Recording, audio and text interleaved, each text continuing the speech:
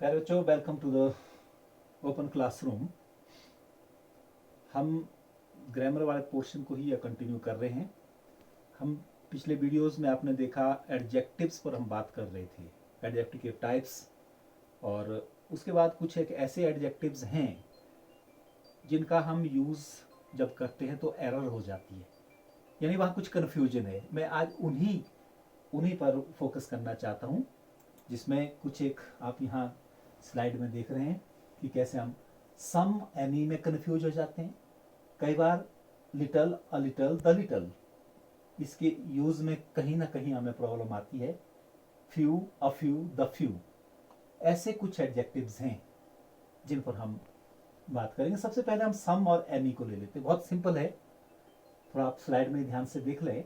I will buy some mangoes, I will buy some mangoes, ये sentence को अगर देखें, ये अफर्मेटिव सेंटेंस है और सम का यूज अफर्मेटिव सेंटेंस में हम करते हैं। इट्स वेरी मच क्लियर, कोई इसमें दिक्कत नहीं होनी चाहिए मेरे हिसाब से। और सेकंड सेंटेंस में देखें, इसी को हमने नेगेटिव बनाया है। I will not buy any mangoes, some को हमने, सम के प्लेस पर हमने एनी कर दिया। इट मीन्स जब सेंटेंस अफर्मेटिव से नेगेटिव हो जाता है तो हम सम को भी चेंज कर लेते हैं एनी में। तो इसको एनी में, और देखिए एक सेंटेंस और, have you bought any mangoes. इसी सेंटेंस को जब हम इंटेरोगेटिव फॉर्म में लिखते हैं तब भी हम सम का यूज ना करके एनी का यूज करते हैं। तो ये बहुत क्लियर हो गया कि some in affirmative, any in negative and interrogative both.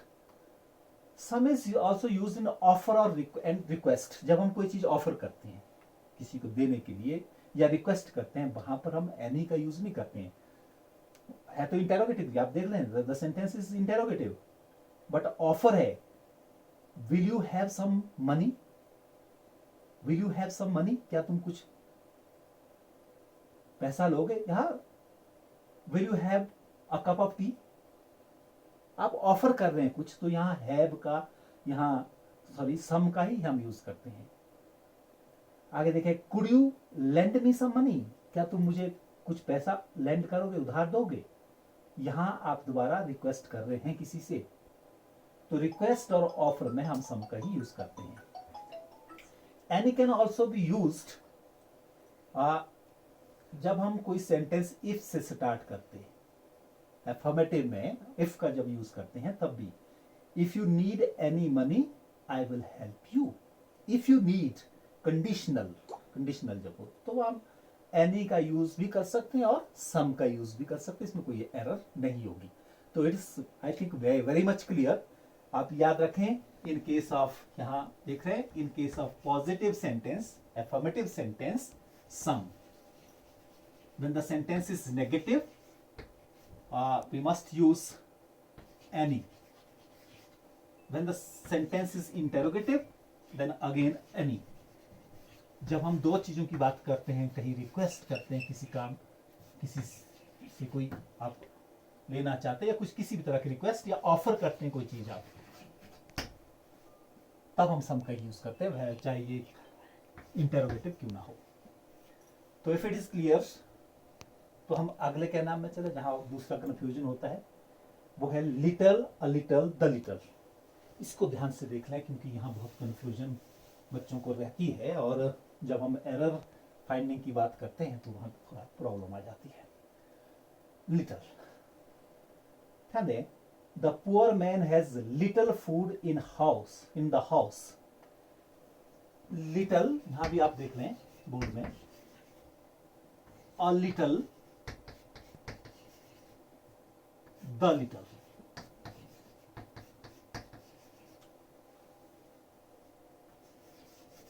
There is little water in the bucket. कि बकेट में लिटिल वाटर है। लिटिल मीन्स नेग्लिजिबल, गीली हो सकती है लेकिन उसमें है ही नहीं, समझिए, ये नेगेटिव सेंस देता है। Not much, hardly any, hardly any. A little, इसी को अगर हम कहें, there is a little water in the bucket. A little ये पॉजिटिव पर सफिशिएंट नहीं है, वाटर तो है, not sufficient. A little, the little हम पर्टिकुलर में लगाते हैं. The little water in the bucket was used up. ध्यान दें इसी सेंटेंस को यहीं, the little water in the bucket was used up. The little water, bucket में जो थोड़ा मता पानी था, जो पानी था, द, यहां द क्या काम कर रहा है. हम अगर एडजेक्टिव में जाए तो हमने कहा था कि demonstrative adjective, this, that, these, those. वैसे the little water in the bucket was used up. आप देख लें फिर से एक बार. The poor man has little food in the house means no food, not much, hardly any. Negative sense. There is a little hope for his recovery. उसके ठीक होने के बहुत कम चांसेस हैं. No chance. Not likely to be recover. वो ठीक होने वाला नहीं है. जब हम ये कहते हैं तो वहां पर little का ही हम यूज करते हैं. Little has negative meaning. I think it's clear. A little knowledge is a dangerous thing. The knowledge which is not sufficient is dangerous. A little insufficient, but in a positive sense.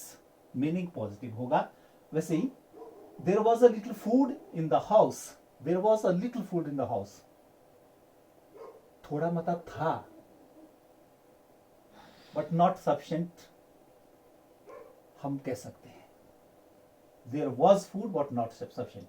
A little has positive meaning. याद रखें, little negative meaning और ये positive meaning. यहां sentence तो लग रहा है कि पॉजिटिव है, बट मीनिंग नेगेटिव है. नॉट मच, हार्डली एनी लिखा है आपको. देखें, the little food he had in the house was finished in no time. लिखा है, the little food he had in the house. घर में जो फूड था, जो डेमोन्स्ट्रेटिव एडजेक्टिव की तरह काम कर रहा है, स्पष्ट रूप से कर रहा है. देखिए, सम बट नॉट मच, ये भी ध्यान रखना है. ये सफिशिएंट नहीं आएगा यहां भी. हम पर्टिकुलर बात कर रहे हैं किसी के नाम की, इसलिए the little information he had was not quite reliable. जो इंफॉर्मेशन के पास थोड़ी मती थी, द लिटल, वो सफिशिएंट नहीं थी, वो रिलायबल नहीं थी जो इंफॉर्मेशन थी. तो इस तरह से little, a little, the little, little in negative, a little and the little दोनों हम पॉजिटिव सेंस में लेते हैं. तो अगर ये क्लियर हो गया हो तो हम अगली स्लाइड में चलते हैं. फिर देखते हैं एक और जो कॉन्सेप्ट हमारे पास आता है इसमें, जिसमें आमतौर पर हमारी गलतियां होती हैं. Few, a few, the few. Few, again not many, hardly any. Has a negative meaning, negligible, very much like little. Example, few person can keep a secret. बहुत कम लोग होते हैं जो रहस्य को छुपा के रख सकते हैं, सीक्रेट को रख सकते हैं. few men are free from fault. हम बोलते हैं कि कोई भी आदमी फॉल्ट से फ्री नहीं है, दोष मुक्त नहीं है. few, negative sense. he is selfish, he has few friends. वो सेल्फिश है, उसके पास कोई फ्रेंड नहीं है, यही कहें हम. तो यहां फ्यू का मतलब फिर वही नेगेटिव सेंस में. आगे देखेंगे, a few has a positive meaning and is oppose to none. Opposite to none जो भी है. तो इसमें पॉजिटिव सेंस है, नन का बिल्कुल उल्टा है. ध्यान देना. ये a few a few Parsis write Gujarati correctly.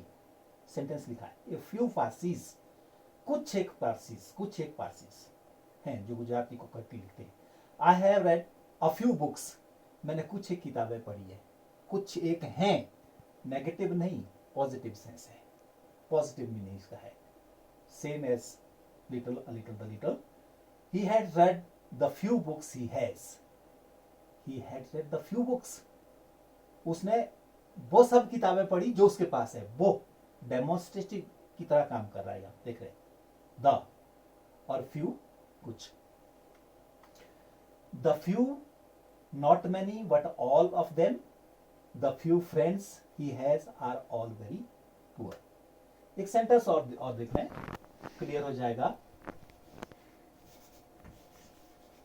Out of the few students,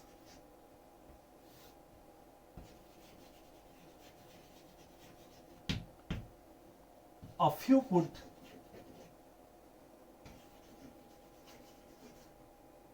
attempt the paper.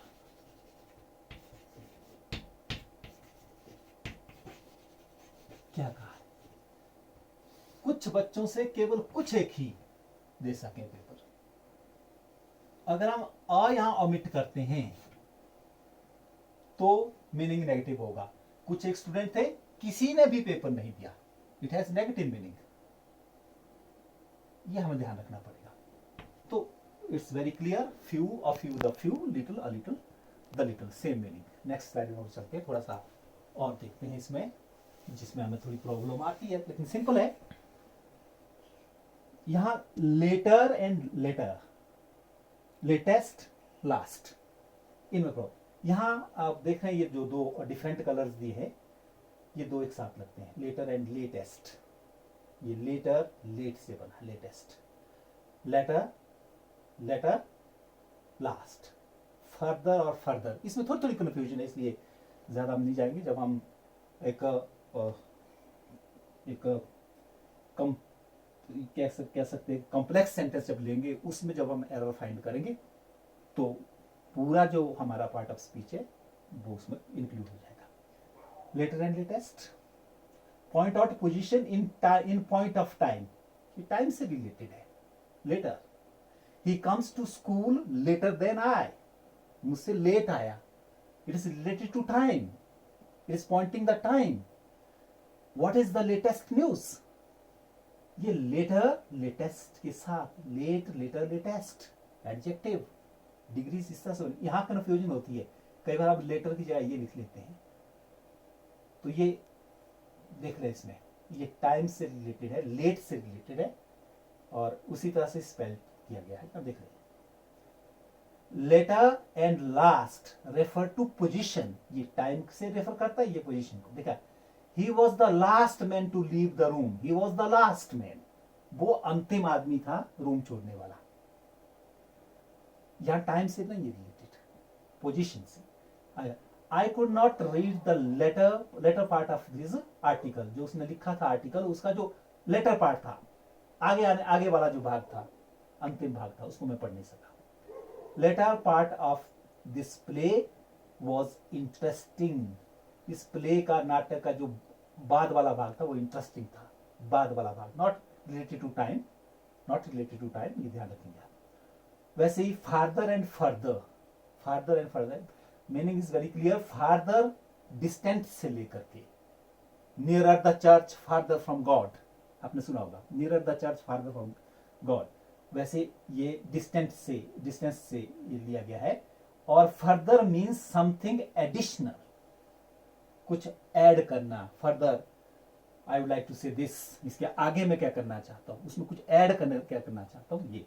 तो फर्दर, फार्दर, वेरी इजी. थोड़ा सा इसमें हल्की सी एक्सरसाइज कर लें, क्योंकि फिर कंफ्यूजन फिर रह जाता कई बार. और later, later, later, latest and last, इनको भी देखें. Little, a little, the little, few, a few, the few, any and some, and these adjectives may create some kind of confusion there, but lot of practice is needed in grammar. I think students, I hope you are following me and you are doing lot of exercises to enrich your English grammar, और ये important भी है examination point of view से ही नहीं, वैसे भी आपको अपने आप को ग्रामेटिकली ठीक करने के लिए ज़रूरी है। थैंक्स।